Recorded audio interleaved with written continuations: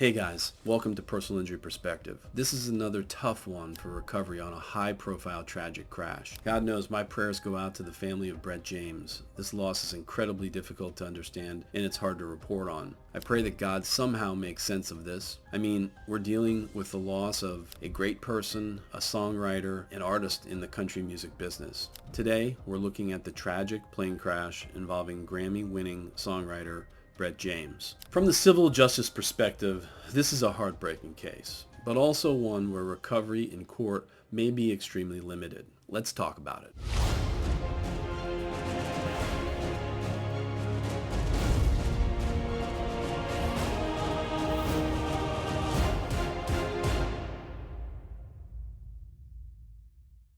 Here's what we know from reporting by the Associated Press, The Guardian, and local outlets. On September 18, 2025, Brett James Cornelius, age 57, was flying his 2016 Cirrus SR22T turboprop tail number November 218 Victor Bravo from Nashville, Tennessee to Franklin, North Carolina. Registration records on this aircraft indicate it was a 2016 aircraft manufactured by Cirrus Dessing Corporation. It was fixed with a single engine with 5 seats, certified as airworthy on June 27, 2016. The engine was a Continental Motor TSI 0550 reciprocating, which was a 315 horsepower motor. On board the aircraft were his wife Melody Carol Wilson and her daughter Brett's stepdaughter, 28-year-old Merrill Maxwell Wilson. Tragically, all three were killed when the plane went down near the Macon County Airport, actually within sight of the runway. FlightAware gives us a great deal of information and data on what happened leading up to this plane crash. This appears to have been a FAR 91 IFR flight out of Nashville Airport to IA5 Macon County Airport. It is noted that this is an airport with an elevation that is in a bowl or a valley, surrounded by mountains. Many pilots will say that these are tough landings. They can be difficult landings and they're more challenging than your average landing. And what we know from weather reports and all available data is that it was a clear day. Weather or wind was not a factor in this crash. On the FlightAware program, as you can see, this plane flew normally in a straight line after takeoff, likely on autopilot as it approached Macon County Airport. The plane then descended normally from 10,000 feet to approximately 3,000 feet, and it made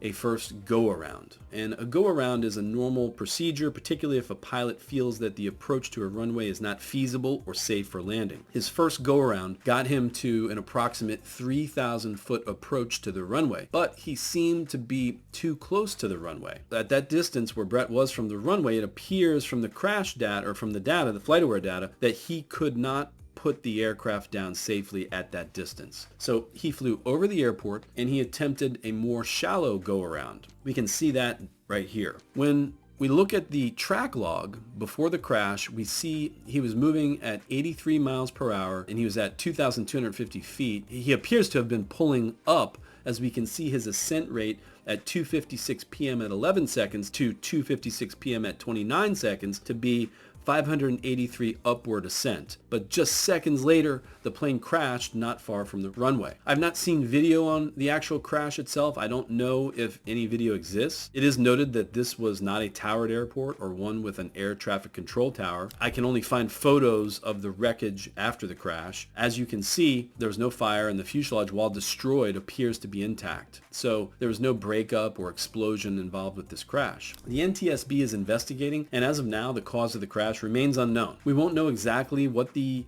NTSB feels occurred or what their findings are for many, many months from now. It could be a year. People have asked me, Chad, is there a civil case here? After all, Brett's obituary says that he was survived by sons Preston, Sam, and David Cornelius, along with his daughter Claire Cornelius. These were his children from a previous marriage to Sandra Cornelius. And I looked at the Wrongful Death Act or statute in North Carolina. Even if these were adult children, which I don't know so far from news reports, but even if they were, as opposed to minors, under NC General Statute Section 28A 18.2, it doesn't automatically disqualify them on the fact that they are adult children or minor children. Rather, the statute focuses on relationship. At minimum, these surviving children would be beneficiaries under North Carolina law in a wrongful death case. Thus, a civil claim is plausible. However, The real question is, would a civil claim be practical or successful under these facts? While we don't have the NTSB report yet, we do have enough data to address this question. So let's get into that. Realistically, there are three potential defendants for a civil case here. Brett James himself,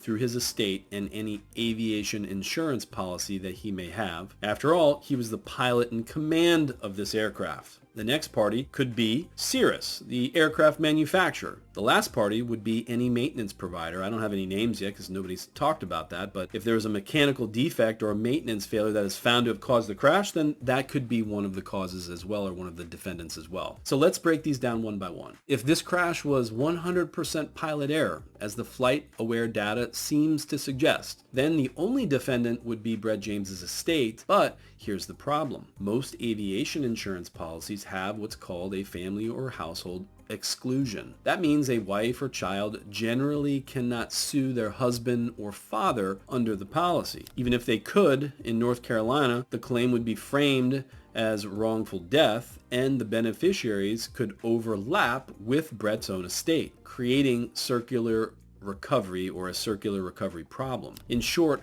pilot error alone likely means no meaningful civil recovery for any of the surviving children of Brett, because he himself would also be at fault. As for Melody and Merrill, the policy exclusions and circular recovery problems exist in that front. Now let's look at a product defect. This is a Cirrus SR22T. It was manufactured in 2016. North Carolina has a 12-year statute of repose for products liability cases. Under NC General Statute Section 1-461, that means a claim against Cirrus could still be timely made. We're right within that window now. But here's the bigger hurdle. North Carolina follows pure contributory negligence. That means if the plaintiff, here the pilot, was even 1% negligent, the claim is barred completely. So even if Cirrus had some defect, if the evidence shows that Brett mishandled the go-around, pulled up too steeply, or stalled the aircraft at a low altitude, crashing the aircraft, then contributory negligence wipes out any product liability case. That's very different from how most states have their contributory or negligence policies, but in North Carolina, it's all or nothing. Based on the facts that we know, it's a clear weather day, it's a last second go around, and there's a lack of early evidence of mechanical failure. The strongest explanation here is that this was pilot error. That holds true.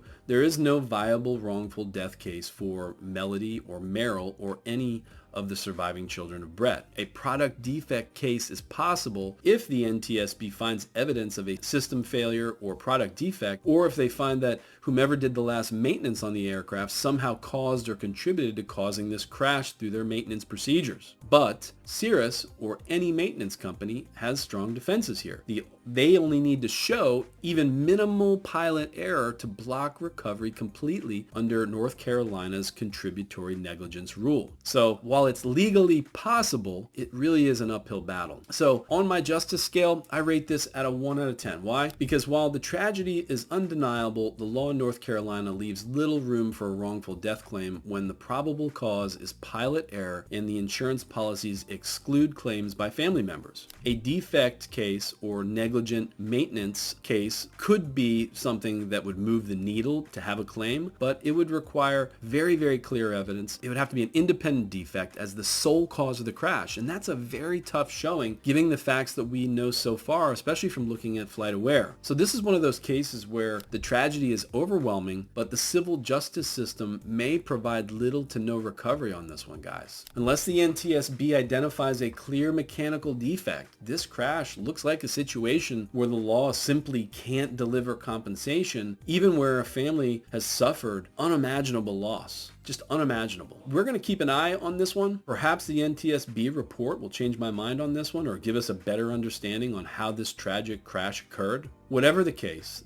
the NTSB will provide an opinion based on likely a very in-depth investigation on the causes of this crash. Since this is a high-profile case, I am certain the investigation will be rapid, and it's going to be thorough in this one. This has been Personal Injury Perspective. If you found this breakdown helpful, follow along as we continue to look at whether victims in high-profile cases like this one can truly obtain justice in civil court. Be safe out there, and don't forget to like, subscribe, and comment. I will see you on the next episode of Personal personal injury perspective.